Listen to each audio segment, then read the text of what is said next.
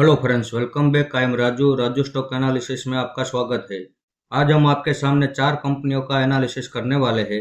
अब हमारी पिछली वीडियो में टोटल 3 कमेंट आई है और इन तीनों कमेंट में टोटल हमें 4 शेयरों के ऊपर एनालिसिस करने को कहा गया है। तो आज हम आपके सामने उन्हीं 4 शेयरों का एनालिसिस करने वाले हैं। सबसे पहले हम शुरुआत करते हैं जिसका नाम है आईटीसी लिमिटेड।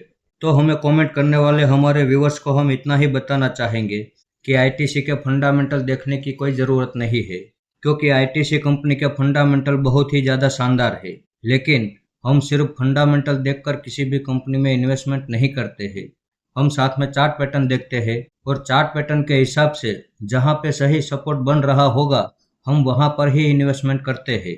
अब चार्ट में आपको ये दिख रहा होगा कि 2024 में इसने 499 का ऑल टाइम हाई बनाया था और वहां से गिरावट करते हुए अभी ये 290 रुपये के पास ट्रेड कर रहा है।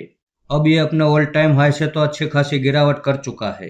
इसके फंडामेंटल में भी कहीं कोई खराबी नहीं है, लेकिन इसके चार्ट में जो टेक्निकल पैटर्न चल रही है उस टेक्निकल पैटर्न के हिसाब से इसमें हमारा जो पहला सपोर्ट निकल कर आ रहा है वो 200 रुपये के पास है।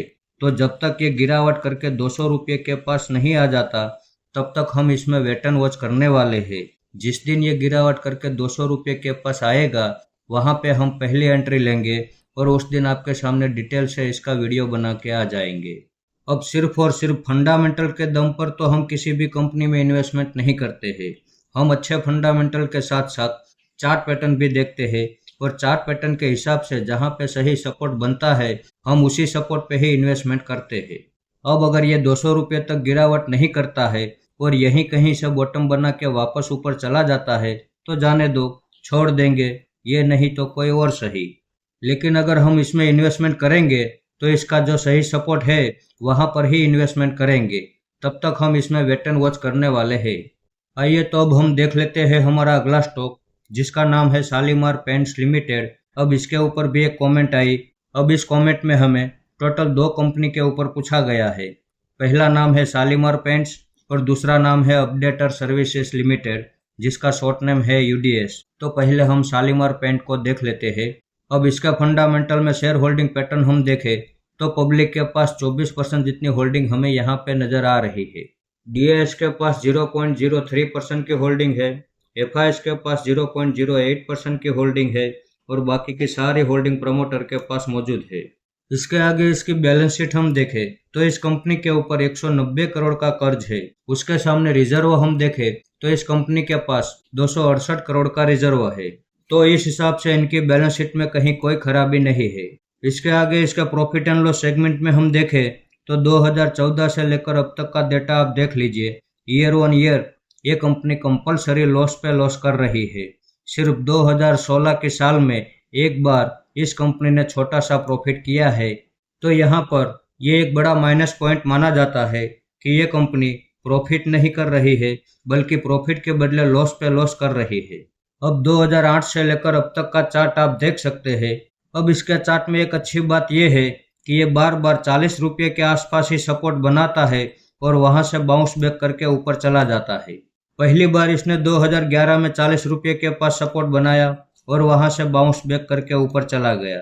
उसके बाद फिर से उसने जो गिरावट की तो 2011 में फिर से 40 रुपये के आसपास ही बॉटम बनाया और वहां से बाउंस बैक करके ऊपर चला गया।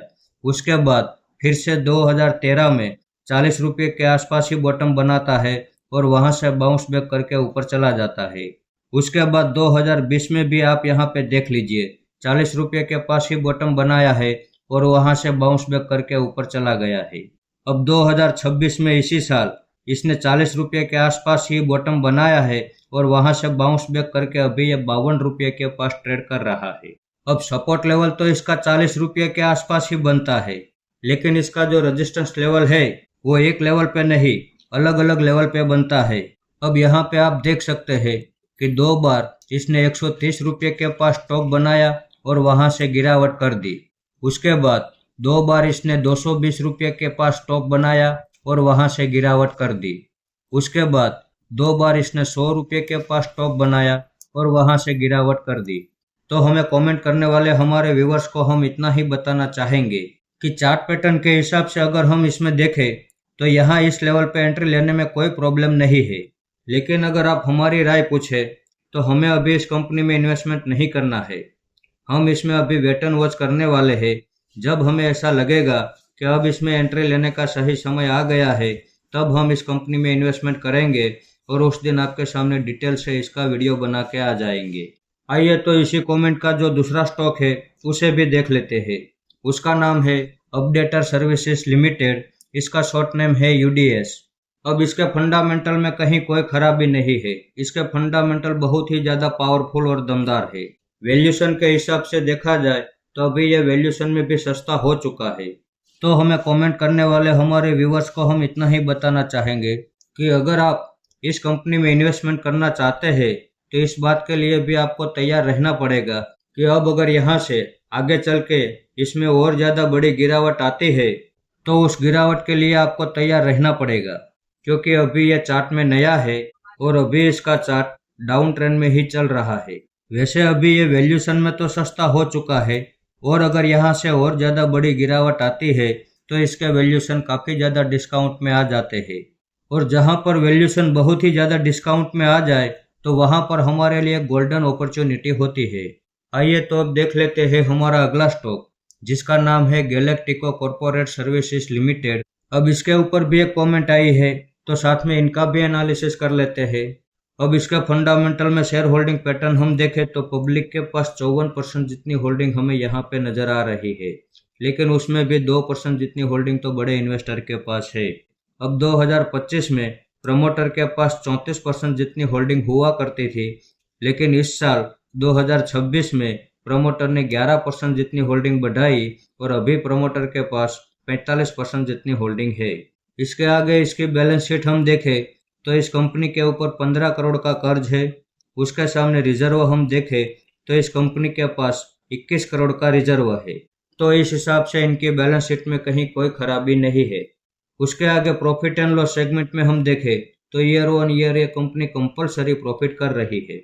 अब 2021 से लेकर अब तक का चार्ट आप देख सकते हैं।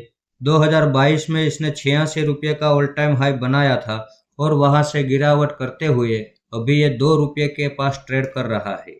तो हमें कमेंट करने वाले हमारे व्यूवर्स को हम इतना ही बताना चाहेंगे कि इसके फंडामेंटल में कहीं कोई खराबी नहीं है, लेकिन इसके चार्ट में स्टेबिलिटी के साथ साथ टेक्निकल पैटर्न होनी चाहिए और इसके चार्ट में अभी किसी भी तरह की कोई भी टेक्निकल पैटर्न नहीं चल रही है।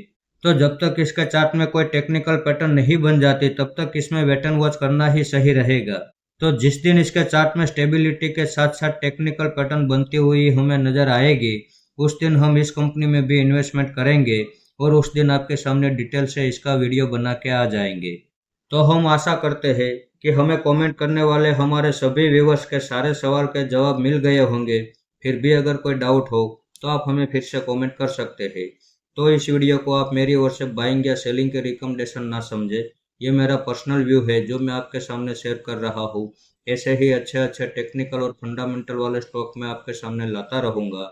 आपने यहाँ तक मेरा वीडियो देखा उसके लिए आपका बहुत बहुत धन्यवाद।